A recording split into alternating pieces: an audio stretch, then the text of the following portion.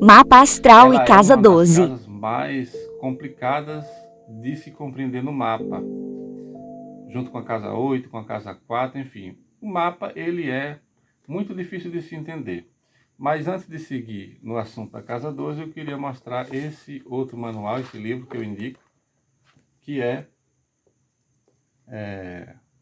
do Howard Sass-Portas, As 12 Casas. Ele fala a interpretação dos planetas e dos signos através das casas. Ele é um manual muito bom e ele fala, tem muito conteúdo dos planetas em cada uma das casas, dos signos em cada uma das casas. É um manual da editora Pensamento. Você que estuda astrologia, é um bom manual para você comprar. Mas como eu disse, cada astrólogo tem a sua interpretação. Eu vejo aulas na internet, eu vejo podcasts, eu vejo vídeos na internet falando sobre casa 12, e tem muitas interpretações físicas e espirituais. E para você entender a casa 12, uma passagem dos evangelhos, ela é muito importante. Tem uma passagem dos evangelhos e tem passagens do Antigo Testamento. Uma passagem dos evangelhos que eu indico é a tentação de Cristo. Quando ele vai para o deserto e passa 40 dias lá, jejuando e orando para se encontrar, para se entender, para entender a sua missão aqui, para se reconectar com o Pai, enfim. Ali é o indivíduo tentando, o humano, Jesus, Yoshua, o Messias, tentando entender a sua parte divina, a conexão do divino com o humano. Isso é a casa 12. A casa 12 é que nos liga com o que nós não conseguimos ver, com o inconsciente, com o lado espiritual nosso. É a entrada do espírito na carne.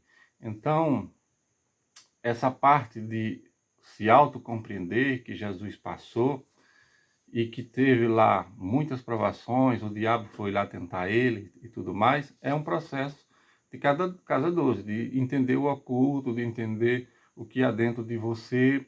Alguns dizem que seria a parte que não vemos no nosso corpo, seria a parte da nuca, que a gente está aqui, os outros vê, e nós não conseguimos ver. Seriam os inimigos ocultos que falam da gente por as costas, mas tem muitas interpretações sobre isso. Tem também pessoas que falam bem da gente por as costas que a gente não vê.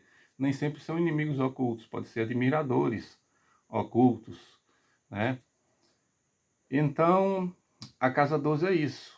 Ela simboliza um vazio, coisas que às vezes não podemos evitar, nossa essência original, o período pré-natal, que a gente estava no útero antes de nascer, quando a gente estava na água do útero e o Espírito de Deus parava sobre as águas, e o nosso espírito também navegava sobre as águas do útero. A casa 12 é uma casa psíquica de água.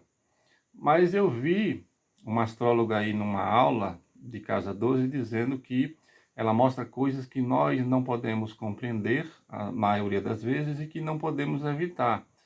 Por exemplo, se a gente vai e encontra um estacionamento, quanto mais um engarrafamento, a gente vai de carro, chega no engarrafamento e a gente tem que esperar até acontecer sem poder dar jeito naquilo. Mas o que a Casa 12 mostra é que às vezes a consciência pode nos ajudar a vencer a nossa inconsciência. Como assim? O sujeito ele vai para o trabalho e tem essa situação de se esbarrar com um engarrafamento que ele não pode dar jeito. Quanto mais ele se revolta, mais piora.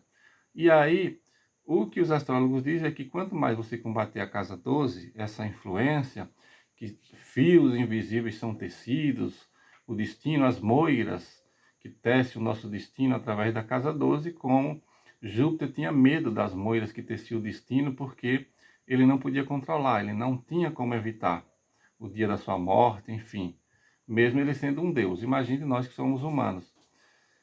No entanto, o que eu falo da consciência ajudar a vencer o subconsciente ou o inconsciente. Tem essa rota aqui do engarrafamento que é o seu caminho para o trabalho. Você vai para o trabalho, você sabe que aquela rota ela é complicada e que ela mais os dias vai gerar engarrafamento. O que você pode fazer é tentar mudar a sua rota, é fazer uma rota mais tranquila, mesmo que ela demore mais, mas que seja mais segura. Ou seja, você tem sempre como reprogramar a sua rotina, o seu percurso, o seu dia, avaliar com a sua empresa, se você vai para a empresa trabalhar, falar com o seu patrão, mudar de horário, enfim, tem sempre uma programação para você combater. Nem tudo é inevitável, nem tudo você tem que se render, tem que se deixar dominar pelas teias invisíveis. Você não veio aqui na Terra para cumprir um destino predeterminado, fatalista. Você veio aqui para fazer diferente das suas vidas passadas e tentar vencer justamente as amarras. Se você tem karmas ruins, você veio para vencê-los, para se iluminar. Então a casa 12 é a casa da iluminação.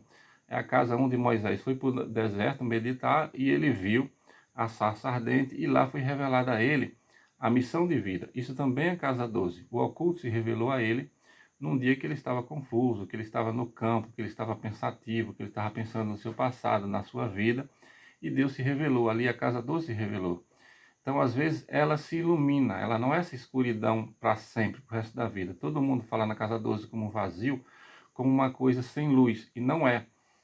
Quando você tem o Sol na casa 12, por exemplo, eu já fiz mapa de pessoas que têm casa 12, que tem o Sol no signo de peixes, e às vezes signo de peixes na casa 12, com ascendente em Áries. Não significa que o Sol, eu já vi interpretação em alguns manuais, que um Sol em casa 12 seria como você vê o Sol através da água. Você mergulhar e você olhar para cima e ver o Sol através da água, a luz refletendo na água, você não veria o Sol direito. Mas na verdade o que se constata na vida real não é bem assim. Às vezes o Sol na casa 12, ele é luz, ele traz luz.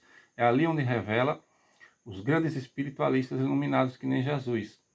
É ali que se revela os grandes espiritualistas, os grandes médios, os grandes magos, com o Sol na casa 12. O Sol é a luz, ele ilumina aquela escuridão.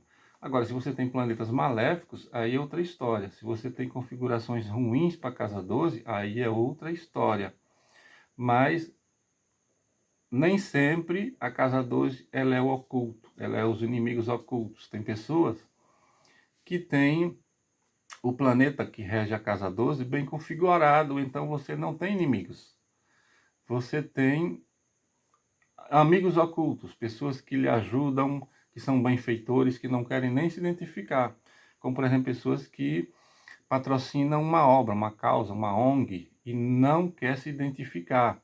Então, eles são benfeitores ocultos. Nem sempre inimigos ocultos. É por isso que eu digo aqui e repito, essas interpretações de astrologia tradicional ou védica, de casa maligna, de não sei o que, de planeta maligno, de pôr a casa 6 como doença e a casa 12 como inimigos ocultos, como aprisionamento, é besteira. Nem sempre funciona assim. E outra besteira são as regências das casas. Ah, porque a astrologia moderna coloca os planetas sincronizados e os signos com as casas, porque o júbilo de Saturno é na casa 12. Não tem nada a ver Saturno com casa 12. Lá é uma casa etérea, é uma casa psíquica, é uma casa mais ligada a Netuno. Saturno não tem nada para fazer lá. E se ele entra lá, ele age de forma negativa, mas não em júbilo. Ah, porque Mercúrio é o júbilo da casa 1. Não tem nada a ver. A regência da casa 1 de inícios é Marte, da casa 2 é Vênus. Ah, porque o júbilo da casa 5 é Vênus. Não, não é não. O júbilo da casa 11 é Júpiter. O que é que Júpiter tem a ver com a casa 11? Nada. A casa 11 é política, é grupos, é ONGs. Apesar de Júpiter ter a ver com política e tal, por causa dos mitos, mas ele é casa 9. Ele é justiça, ele é outra jurisdição. Então, essas besteiras da astrologia tradicional, clássica, ou védica, ou helenística, é ultrapassada. Por isso que eu sempre digo, as definições da astrologia tradicional são ultrapassadas, aquela tabela de Doroteus é ultrapassada, aquelas regências, domicílios, exaltações, exílios, são ultrapassadas. A astrologia moderna, contemporânea, é muito mais atualizada. Esses manuais que eu mostrei são estudados, revisados.